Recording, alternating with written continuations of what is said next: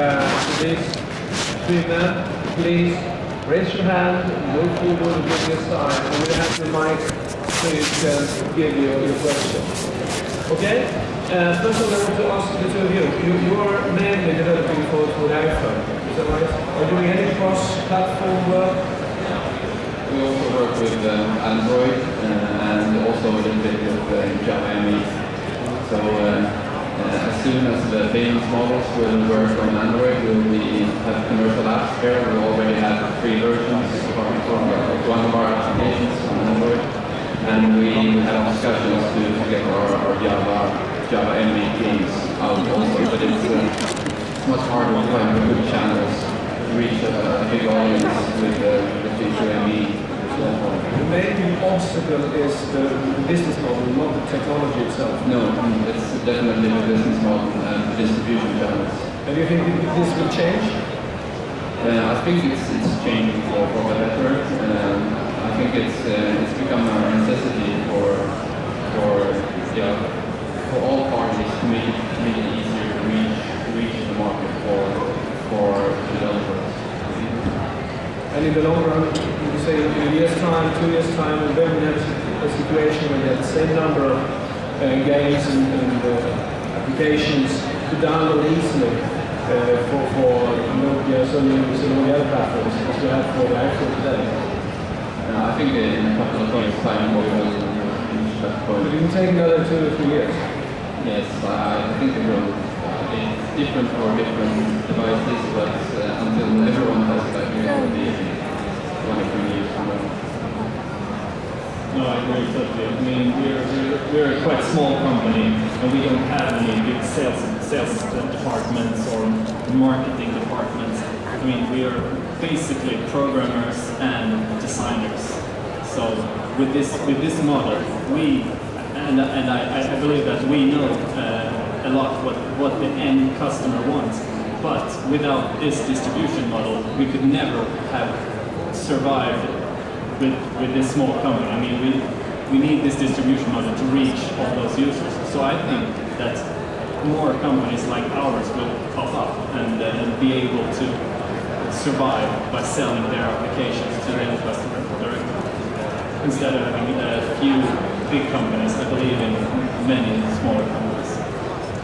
Without the distribution channels that we have now, our company wouldn't even be doing mobile games because it would have been a much too big a barrier to go to sales meetings with phone manufacturers and operators, etc., because it's very hard to get through all these layers before you actually reach customers.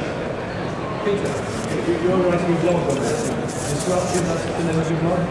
Yes, a blog about entrepreneurship and new exciting technologies. What was your comment on this?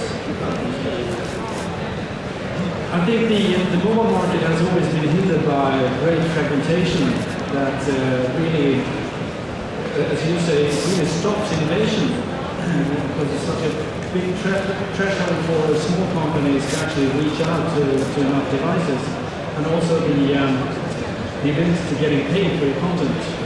And I was amazed by the demos that you showed here. I thought that you really utilized the iPhone capabilities in the right way instead of just trying to do some traditional game you just bought it. So good. And I think each device has to be, whenever you publish to some kind of a channel, you have to use that channel to its maximum. And not many services does that, but try to do the same thing in the channel. Another question for you is, you talk a lot about being innovative. Innovation is really important. Do you have any good advice for the people here working with content? How can you become successful and innovative?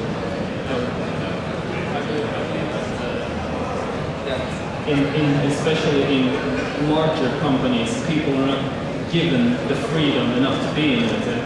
I mean, there are so many layers and so many managers on top who filter out a lot of things. So, I mean, I believe in all companies there are people that are very, very innovative and very, come up with really, really good ideas, but they don't get them through. I think that's one big problem in bigger companies compared to smaller companies. And also when you know what capabilities you have on a specific device, it's a really good thing if you can do your application really great for that device instead of having to do one application that runs so on many different platforms. So if you can find a way to create your application and make it work well on really a limited set of devices instead of trying to make everything run so. Peter, what is your view on this? Yes, as I told you earlier, it's very hard for a small company to actually make mobile applications and make money from them as the ecosystem looks today. The mobile ecosystem is actually fucked up and it doesn't really work as it should. We have seen tremendous growth of companies on the website, on the internet side. Empires has been created. But in the mobile world, we are still at the same level as we were like 5-6 years ago.